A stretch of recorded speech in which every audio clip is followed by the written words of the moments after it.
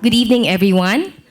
Tonight, I have the privilege and honor of introducing a person who is one of the best marketing minds in the country and is one of the best marketing leaders in our generation.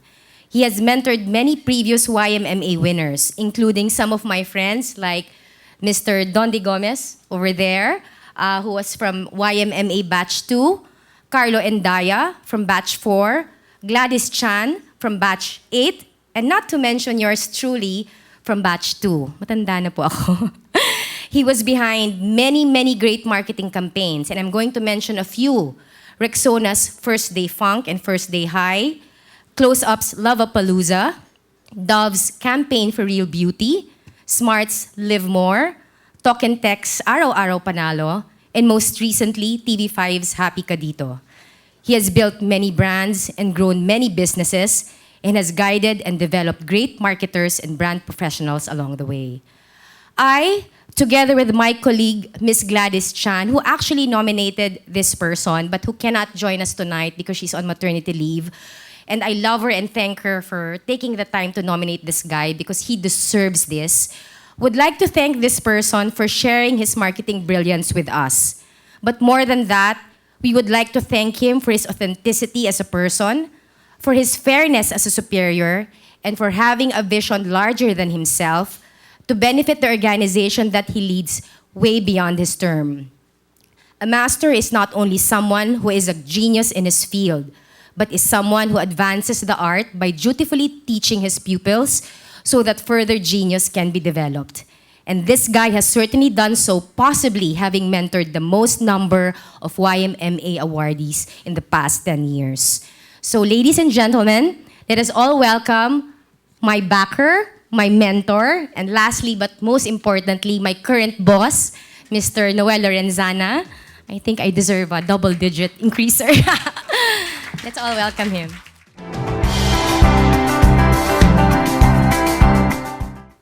Wow, thank you, Jane. If half of what Jane said was true, then I'd be a very, very happy man.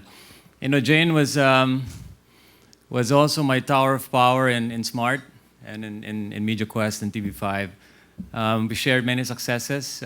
When we were together in Smart, we recorded a record number of acquired subs at about 8 million. That's never been done before in the telco business, and I couldn't have done it without Jane. Talk and Text at the time also was the highest growing brand in the Philippines at 28%. In telco, I don't think you hear those numbers, especially nowadays. So Jane, thank you for being there for me. It's also difficult to follow John Concepcion in order, in the pecking order, but I'll try very hard to at least match John's speech. So good evening, everybody. First of all, let me say that it's truly an honor for me to be a recipient of this year's first Market Masters Award. And it's even made more special by the fact that the people behind the organizing body are people that I truly respect, especially the leaders, Joe and Chiki Go. Let's give them a hand of applause, please. Thank you. And thank you for not calling it Old Market Masters Award, as opposed to the Young Market Masters Award. Chika said earlier that for the YMMA, 70% is looks. Joe was telling me in the table that for the Market Masters Award, 95% is according to looks. Anyway, speaking of YMMA, as Jane said earlier, I'd like to thank one of my mentees, Gladys Chan, for nominating me. Gladys was herself a Mansmith Young Market Masters Awardee herself, and a very deserving one at that, like Jane, like Dondi here. She couldn't make it, however, because she just gave birth. And according to their tradition, I don't think she's given birth. She's taken a bath. I think it takes 1 month after giving birth. So we have to understand why she's not here. But more than the fact that she nominated me, I value very much a trust and confidence that I had earned in our mentor-mentee relationship. That I truly respect and will cherish for long as I have my career. As I said earlier, I'm happy to see familiar faces, especially past young young Masters Market awardees, tama ba? A number of whom I have had the chance or have the honor of working with. There's Jane here, there's Dondi. Jane was telling me earlier that her batch 2, right, is the best. Yeah. I kind of doubted it because Dondi was part of it. So, but for the record, I am proud to say that I have learned and gained so much, both as a person and as a professional, in mentoring such great marketeers as these past YMMA winners that I have had a chance to work with. I also feel blessed tonight that all my 3 children are here with me tonight because 2 of them study overseas, and the timing of this awards couldn't be any better. I have to change my speech because I was going to say, unfortunately, my wife Gina is not here. She's on a business trip, but she surprised me and she's here today. Gina. She's not only here in spirit, she's here physically. She's been a very important and integral part of my marketing journey. Gina, too, is a great marketing mentor, and I know that, not only to her team, but to me as well. And having said this, marketing has been a family affair for us, as my kids have kept me up to date and in the know in today's fast-changing consumer landscape. But most importantly, they have kept me young. And tonight, I would like to thank Raisa, Diego, and Andre. But most of all, I'd like to thank Gina, Raisa, Andre, and Diego for being my inspiration and what I always like to say in my pursuit of changing the world one campaign at a time. It is true, I have always believed that great and responsible marketing can be a force of good in creating products and services, brand philosophies, and points of views that have the power to change and improve people's lives. The same is true for mentoring, especially in the field of marketing. Marketing is not an exact science. Everybody has an opinion of everything. Anything and anything can be shaped and formed according to the desired conclusion or outcome of a marketing discussion or debate. Needless to say that some of the most stubborn, unreasonable people in a company are those screaming, unruly, emotional marketeers who often are the bane of the supply chain director, of the compliance head, or the security and safety officer. I know that only too well with my own many incidents as a young, foolish marketeer, but even as a seasoned marketing director. There are 2 incidents I remember in my career. The first one is we were selling and marketing a pore deep cleansing facial wash in which we had a billboard in South Luzon Expressway. Do you remember this, Dondi?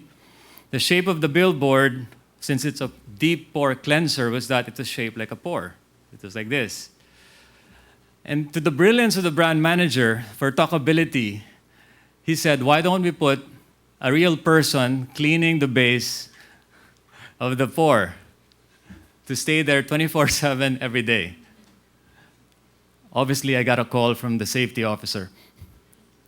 I had to convince the young brand manager and said, maybe we can put a mannequin and pretend that he's cleaning the base of the pore. Happy to say that this campaign actually won Unilever's first Cannes Award. So not bad for crazy, right? The second example I have was back in China when I was living there, when I was a marketing director for the toothpaste company for Unilever. We launched this great toothpaste brand that solved all the problems in the mouth, even that of an emperor. And of course, to shoot this great film composed of 1,000 people and a Hollywood director, we had to use an emperor's palace. And what better palace to use than the Forbidden City, where 1,000 people are going to run to the Forbidden City, go to the rescue of the emperor who is having mouth problems, use her toothpaste, and then everything is well.